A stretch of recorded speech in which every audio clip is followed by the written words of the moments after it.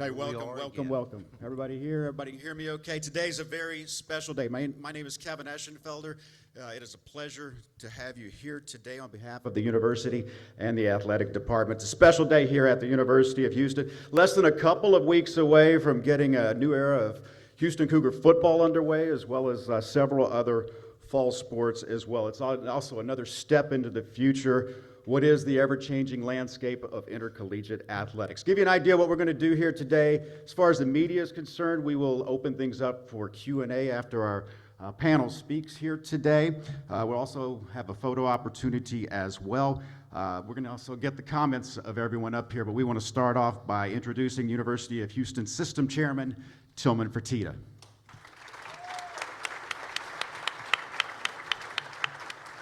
Thank you all very much. Every time the Chancellor and myself are up here, we always say this is the last time in this bill. But we've been up here a few times. But I really believe this is the last time.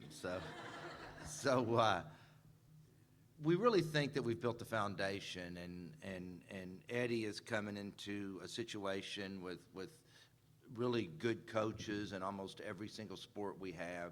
We feel like in basketball we have one of the premier coaches, and we know we have one of the premier coaches in college basketball, and we know in football that we've got a gentleman that everybody in this country thinks, and we surely think is gonna make football times extremely, extremely special.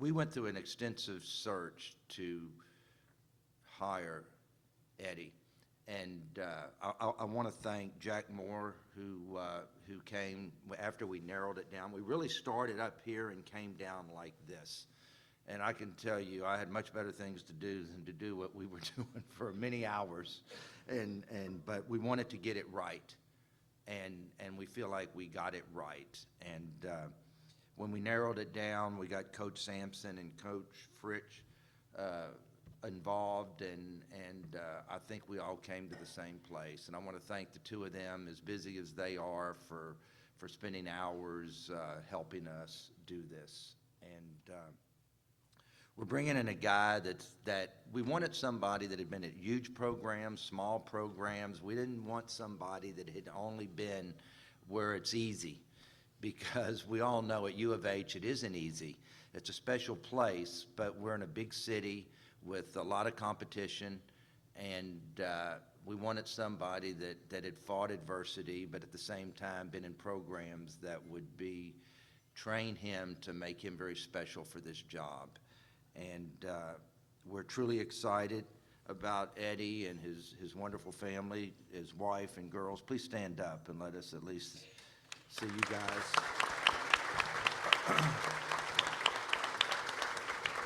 So our big job right now is to get these girls into the right schools. So that's what we're trying to figure out. So no, but when Eddie was at University of New Mexico, he has fought a lot of adversity, and as soon as he took the job, the president had to say, "Oh, we need to tell you about this, this, and this now." And that's all I'm going to get into. If he wants to tell you more, he can. But his coaches received 17 Coach of the Year awards. His athletes took home 49 Conference Athletes of the Year awards, and they had 22 conference championships and 53 NCAA appearances. And he understands winning. He knows what we want to do here at University of Houston is win. And he understands what we want to do here. And hopefully, and I do believe that he's going to be our AD for many years to come. And we owe University of New Mexico one, because they took Rudy Davalos from us about 35 years ago when he went on there, that they even named a building after him. So we hope that Eddie makes such a mark here that we name a building after him, because he would have to be really damn good here to get a building after him. So thank you very much, Chancellor. Thank you, Mr. Chairman. Good afternoon, everyone. First of all, I want to thank you, Mr. Chairman. You are so generous with your time, your wisdom, but also your hospitality. I don't think we could have done without you, the other members of the committee, the two coaches, as busy as they are, it's true, but we respect them a lot. They are the proven leaders in the industry, and we really wanted to make sure we get it right. So what are we here for? We are here really to introduce a new leader, a new partner, and a new beginning here. However, before I do that, I just want to express my gratitude for our former athletic director, Chris Pesman, because we always know that no matter how we stand, where we stand on the shoulders of those who came before us. He has made us stronger, better, and now it's time for a new direction. I also want to again express my thanks to Mrs. Nuñez, Jane, and Elizabeth, or Ellie, and Anna. And the reason is because if you had said no, Eddie wasn't going to come here. And you had the courage to really uproot from where you were to come to a very new place. But I want to assure you, Houston is such a welcoming place, and you will feel right at home here, and we'll do everything possible to make you feel at home, for all three of you. Now, our goal and our vision and our dream for athletics remains constant. At least for my 17 years, it has remained constant, which is we want to be nationally relevant, we want to win conference championships, we want to be in CFP games, we want to dance at the Sweet 16. None of those have ever changed. However, excellence does not come cheap, as we know. Excellence needs vision, leadership, but it also needs resources. And particularly in today's times when athletic landscape has changed so fast in the last 2 years and is going to change equally rapidly in coming next 2 years. And we don't know right now what it would look like. But surely during this time, we wanted to make sure that we have everything we need to be successful. We have come far. We are in the A4 or Power 4 conferences now, and we want to make sure we can solidify our position there. However, as you know, in terms of resources, it has been well reported, our budget for athletics department is the smallest in all of the Power 4 conference schools. So we know that we have to double our budget. I mean, it's not there. That's what I think about. So the question becomes where we are today and where we need to go, how we are going to get there. Well, the state, we can't depend on the state because there is no state money that can go in athletics. University subsidy is already the most subsidy providing school in the entire Division I. You can't do it on the backs of students. Of course, we cannot go back to the same 10, 15 donors like some of you here and Mr. Chairman here. You have done a lot. You'll continue to do more because you have passion for the university. But all the burden cannot come on the shoulders of the same small group of donors, but we have enormous opportunities in front of us that are untapped. We are in Houston, a city of dreamers, doers. It's an enormously generous city. We cannot just think about 200,000 alum. Of course, they're here, they're special, they're passionate, they'll come, they'll watch, but we have 6 million people in Houston. We ought to be thinking about, regardless of all other competition from Rockets and similar other teams, we have to create value for our fan experience right here. We have to engage City of Houston, we have to engage corporations, we have to monetize whatever possible, the same things that our other schools in our league are doing. We have to really step up a notch. So we took our time, as Chairman said, we took our time, did an extensive search. We had lots of candidates interested because it is a great place to be, and we are at the cusp of really, our golden era is just ahead of us. We had many candidates, traditional athletic directors and non-traditional athletic directors. There was a lot of interest there too. But after the process was over, we thought we found somebody who had everything we were looking for, and that's Eddie Nuñez. I'll tell you, we found him to be very engaging, very thoughtful, very passionate, but also very resilient, And the last thing that I always look for people I want to work with, and that's fire in their belly. So I don't have to tell them, do this, do that. I mean, they are just driven themselves. And that's how I found Eddie to be. Experience, absolutely, a lot of experience, but at the same time, he has been in the trenches. He has black and blue marks to show that ADs normally end up getting. So he is a proven leader for us. I am very excited. I am as committed to athletics as I've ever been, and I'm as convinced that athletics for us is our pathway to really overall success for the university. It does help us in so many different ways. I understand the value between academic and athletics and the connection between the two. And I want you to know that the entire university is behind this initiative. This has been important for us. I have many cabinet members here. If you're from my cabinet, would you please just raise your hand just to show? I mean, I've got Provost here, and Lisa's here, Jason, Government Relations, Raymond, everybody.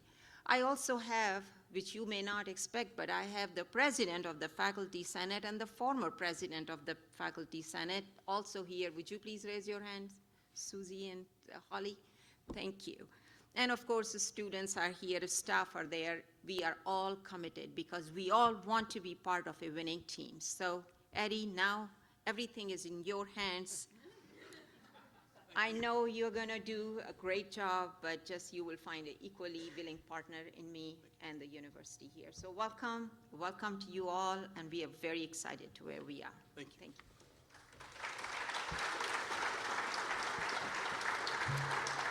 You two are very difficult to follow. Just want to tell you that. Hey, Eddie Nuñez brings a wealth of experience from his leadership roles, most recently at the University of New Mexico and LSU, where he oversaw significant athletic and academic successes. His resume includes the Lobos' 53 NCAA tournament appearances, while his innovation and leadership outside the arena, including a 14-year stint at LSU, has resulted in long-term financial successes, hundreds of millions of dollars in facility renovations, and strategic negotiations of multimedia rights. As we welcome VP Nuñez, his wife Jane Hess, their two daughters, Ellie, not Elizabeth, right? There you go, Ellie, she rolls her eyes. You're used to that, aren't you? I am. And Anna, to the Cougar family, we celebrate this monumental day, the next steps for Houston athletics as part of a transformative time in college athletics. Ladies and gentlemen, it is my pleasure to introduce University of Houston's 14th Vice President of Intercollegiate Athletics, Eddie Nuñez. Welcome, congratulations.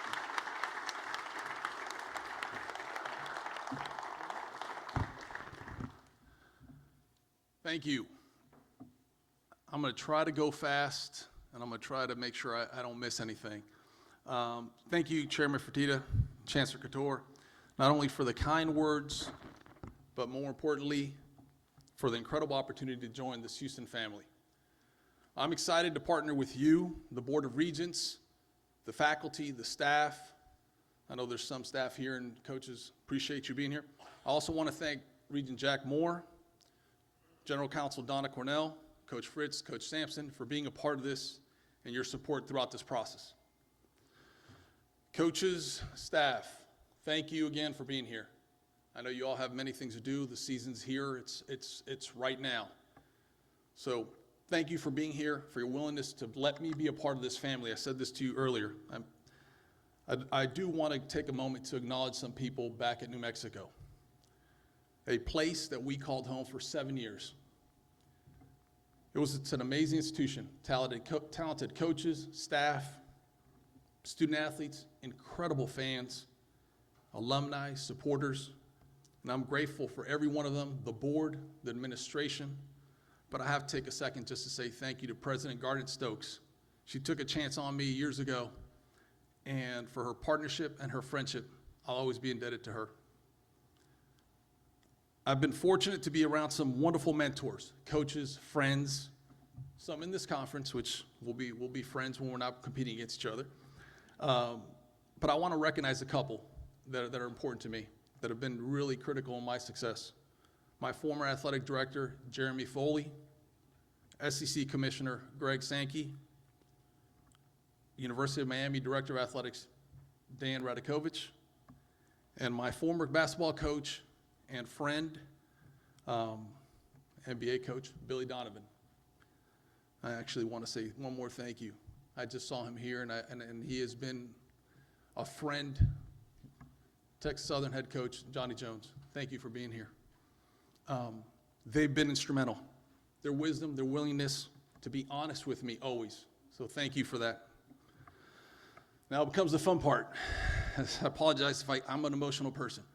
I'm passionate, as Chancellor said, but I also get emotional at times. I want to start off by saying thank you to my mom and dad for providing my brother Mike and I years ago at an early age the values of hard work, determination, caring for one another, providing the values, perseverance.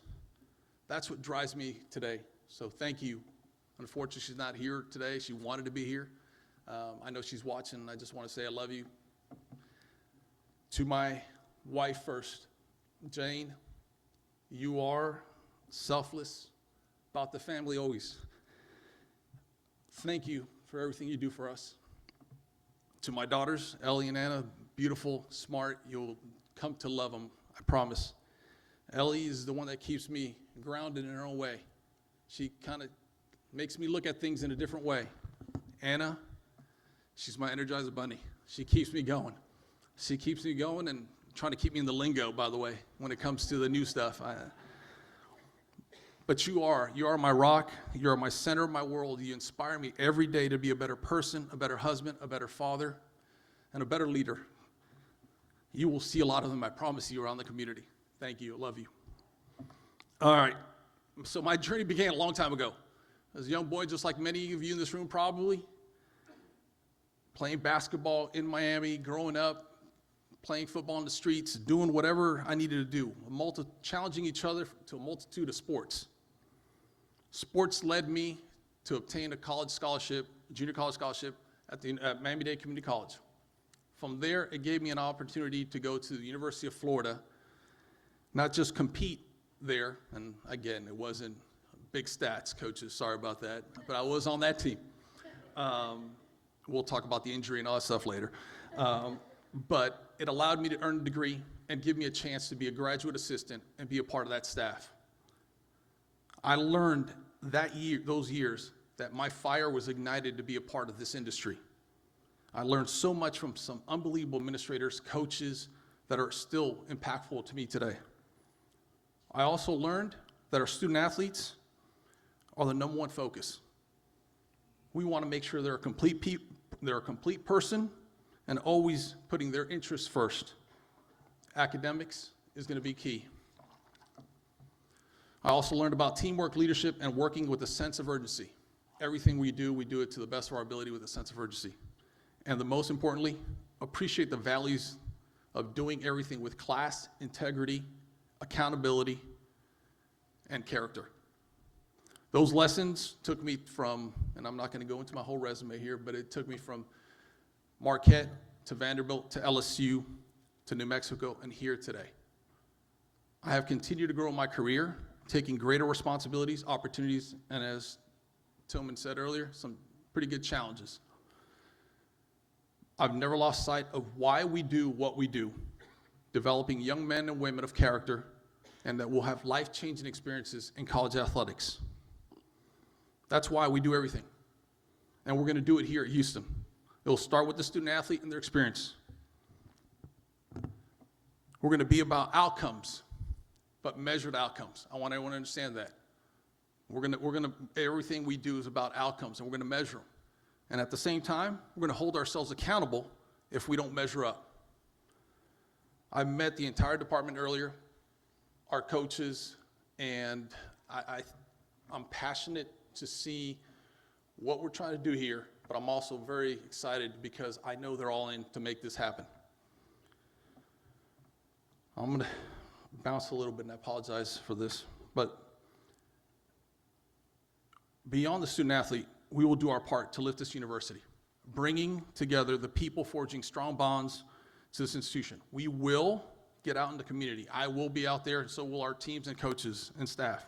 We will engage with supporters. Current, future fans will earn their trust We'll work towards one collective future. As Chancellor mentioned, we want to be great, and that means we have to do the work to get there. We need the business community, alums, donors. I want everybody to be all in when it comes to making this happen. Our students, we're going to get in there. We're going to do what we need to do with the students, with the faculty, with the staff. We want to invest, but we want to do it the right way. We're going to have we will not make excuses. You're not going to hear me say, why not us, or we can't. Rather, we're going to embrace what we have, who we are, and we're going to make the best of it. Under Chairman Fertitta and Chancellor Couture's leadership, we fought hard to become part of the Power Five.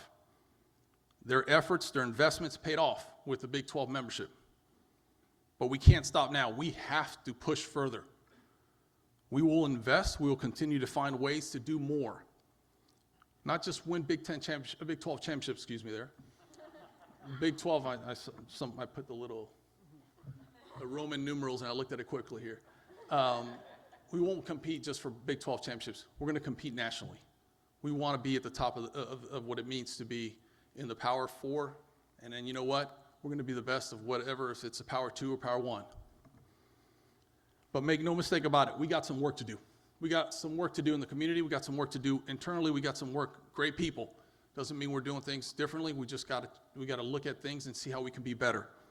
As you're aware, our landscape is changing rapidly. The have-nots and everyone else and whoever is going to play a part of this game is going to have to commit. And the commitment from the top down is we're going to do everything we can to be on the forefront of that. In the days, weeks, months ahead, I will immerse myself in this campus. I will immerse myself in this community. I will make sure that you see me, but more than anything else, I'm going to be listening and hearing from you. What makes Houston special? What do we need to do better? How can we grow our brand? We want to be the College of Houston. The University of Houston is who we are, and we have to make sure we do our part to make sure everyone understands that. We will win. We will graduate student athletes. We will engage in the community. And we will all do this with the core values of integrity, character, and accountability. Lastly, and I'm done because I know everybody else wants to do what they need to do, I can tell you right now, there's nobody more fired up than I am right now for this opportunity. I'm fired up to be a Cougar. I cannot wait to get started. Again, I'm grateful for Chairman. I'm grateful for Chancellor, the UH Board, the Cougar community, entrusting me for this opportunity. Thank you, and go Cougs.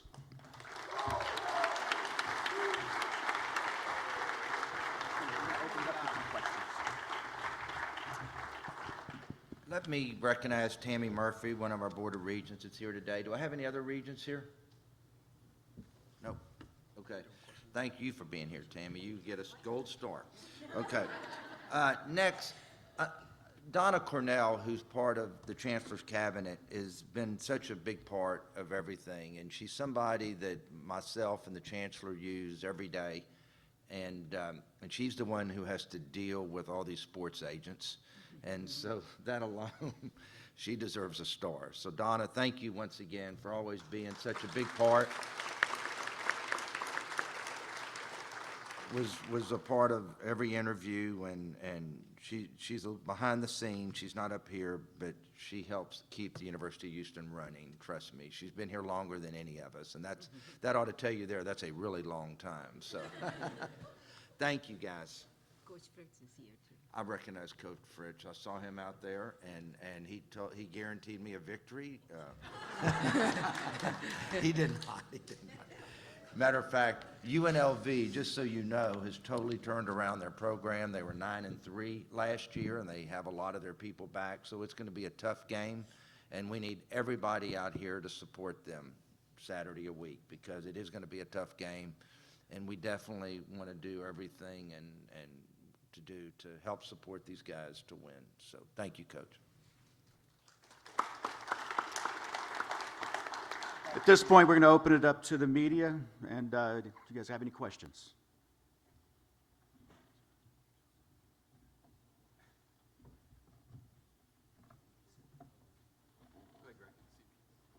Eddie, welcome. Thank And congratulations on the job. This is an ambitious ask here from U of H leadership to double the athletic department budget. How do you go about doing that, and how significant is that under the backdrop of the financial challenges that U of H has faced to this point?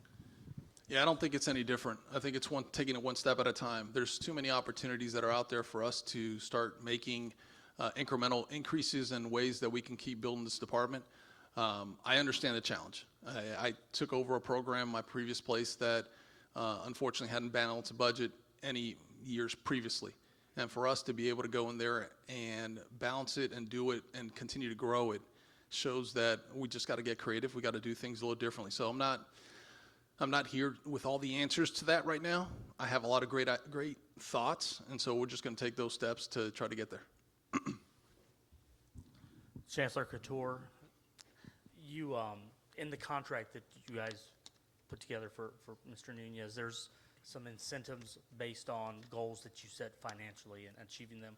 Can you give us a little insight on what you're looking for? What are those goals, and sort of, is it will it change annually in terms of how that'll go?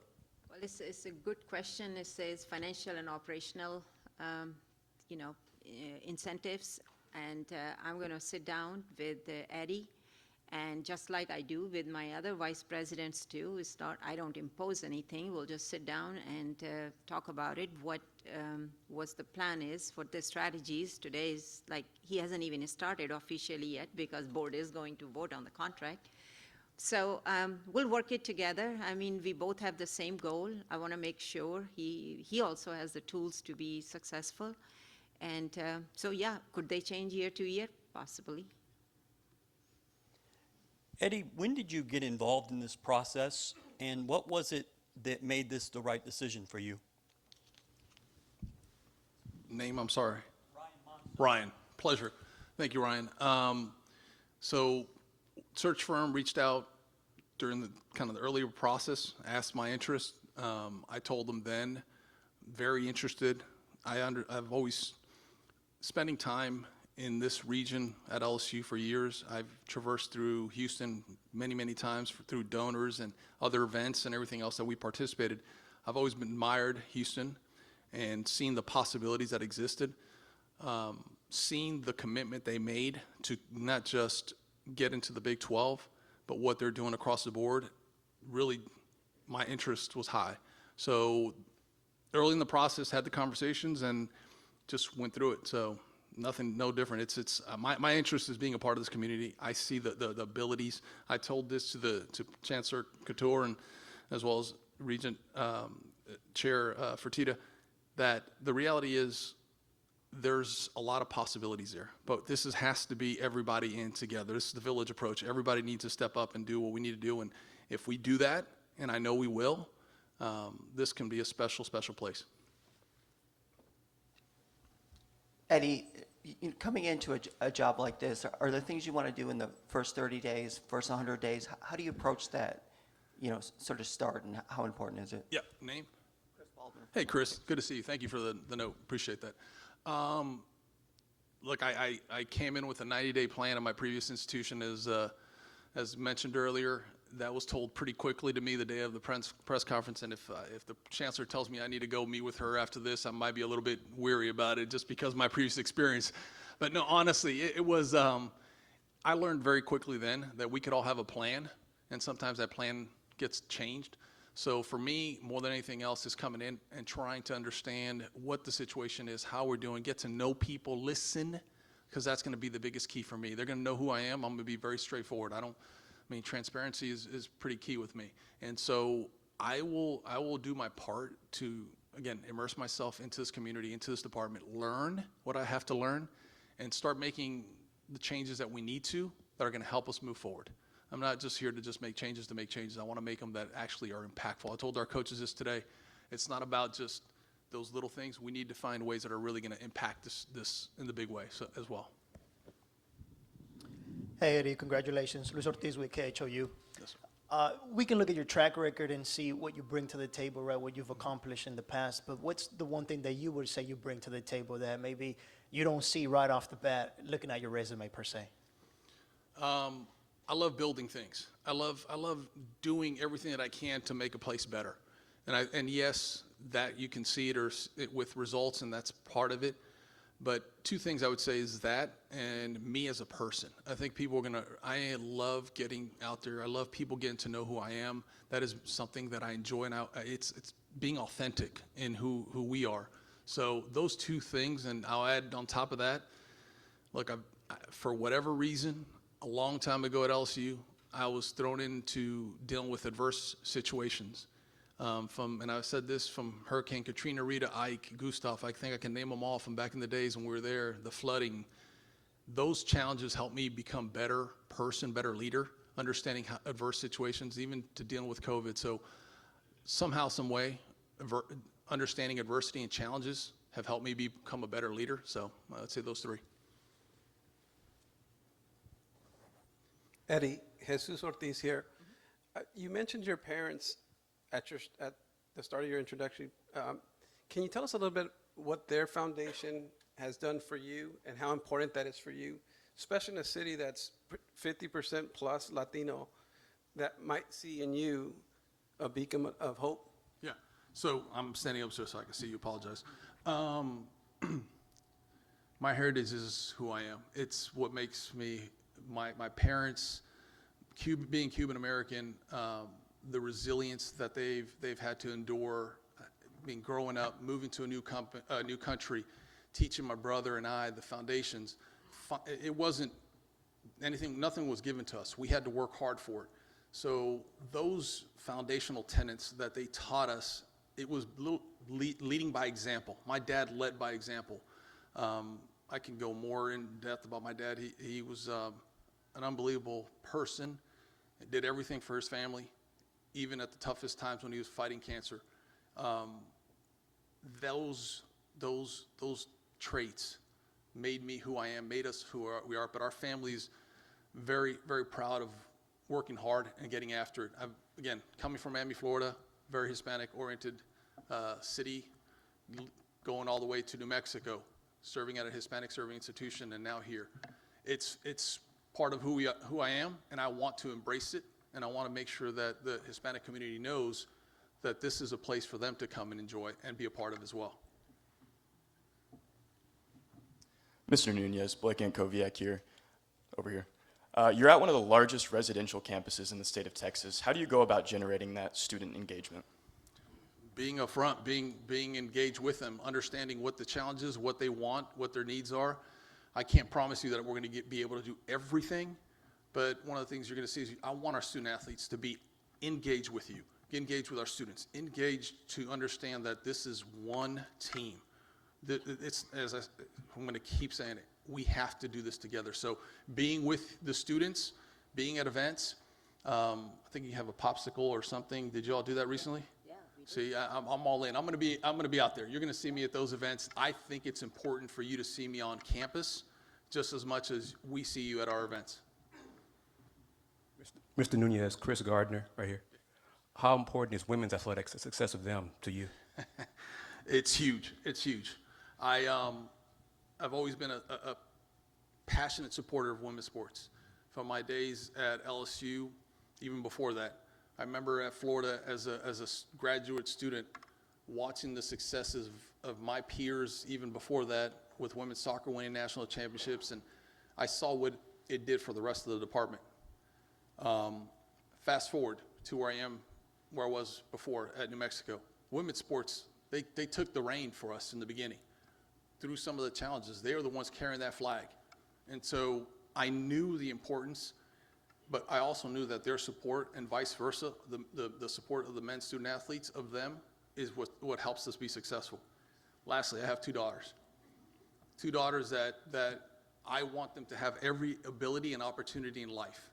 And so I'm going to do whatever it takes, not just to support our women's student athletes, but make sure that just like in the men, everybody else is give them a chance to be great and be successful. Mr. Nuñez, Nate Griffin, Fox 26, question for you. What was your initial response about taking this job? And secondly, how much about Houston do you really know? So the first one, you asked what was my initial thought? I don't think I could say some of the words that I needed to say right now. I was excited and very ecstatic that this opportunity was presented to me and to our family. What do I know? I know what I know. I don't know much still. I want to get to know more of the community. I want to get more ingrained. I've been in New Mexico for the last 7 years. And before that, yes, I was in Louisiana, and yes, we came through here, and there's a lot of great donors. Any LSU donors that are in the Houston community and want to start giving to Houston Athletics, I'm calling you. Just be ready. This is not going to, I mean, it's happening. So honestly, I know what I know, but I want to know so much more. At the end of the day, I want people to see me as somebody who gave everything to this community. Eddie, Joseph Duarte, Houston Chronicle. The sort of uncertainty right now in college athletics with the House settlement and stuff, and the need to look for additional revenue streams. When you come into a city like Houston, how much of the maybe out-of-the-box thinking, being creative and innovative, do you think needs to happen to sort of maybe go look under every stone? Yeah, it doesn't matter if you're here, if you're anywhere. College athletics needs to be looking at things differently. I mean, where we are today is student athletes going to be rev sharing here sooner rather than later. NIL's already been a big part of this, and it's been successful in a lot of ways. What do we need to do to be different? And so just like we were doing where I came from, a lot of models, a lot of ideas. We've got to throw everything up against the wall and see what sticks and what is in the best for our student athletes, our coaches. I need to be able to provide more resources for our teams, our student athletes to be successful. And so anything we can do, any ideas anybody may have, I'm going to listen. I mean, got the owner of the Rockets. You don't think I'm going to sit down and find out what they do and how they do things differently, all the businesses and everything else that he's a part of, and so many more of you that are out there that are own your own business. I need to hear it because I want to think outside the box, and that doesn't mean just me sitting in a room just trying to think something differently. It's listening to others and trying to be creative, but I've got a lot of ideas. I don't want to start throwing them out yet because I don't want my peers to think of any of those, but no, I'm kidding. We'll see, yeah. Eddie, Luis Ortiz from KHOU. Moments ago, you mentioned that you were ecstatic, you were excited about this opportunity. What was it that earned, for your yes for you to give that green light? New Mexico is, I want to say this, New Mexico is a special place. As when anybody knows you go through adversity or through challenges, the opportunities are better on the other side. If you persevere and do what's right and do it the right way. That was hard, but my family, I wanted to make sure they were all in. As Chancellor Couture said, for me, family, and my faith, I throw fitness in there because I need to keep in shape so I can be around for them as they get older. But the reality is, that's who I am. I wanted to make sure they were all in. The institution, the places, Coach Sampson, Coach Fritz, had an opportunity to have conversations with them. Their honesty with me really gave me the support that I needed on top of having the insight and the communication I had with Chairman and the Chancellor. Eddie, do you have a vision for how you're going to tap into Houston and those corporate opportunities that are here that aren't in a lot of other cities? Yeah, that's just me, just getting out there. I'm going to lead by example, and that means me getting in front of them. I told our sports properties group here earlier that I don't need them just selling stuff themselves. This is going to be me. This is going to be everybody else. We're going to get out there. It's what I do, what I'm doing today, and I'm going to continue to do that. It's important. They need to understand who we are and that this isn't just a one-way street. This is reciprocal. We need to make sure that they feel the same from us or what they're getting from us and vice versa. So it's just getting out there and being who we are. All right. Anybody else? Excellent. By the way, thank you again, all the coaches, student, athlete, staff. I know you guys have plenty to do. I really appreciate y'all being here.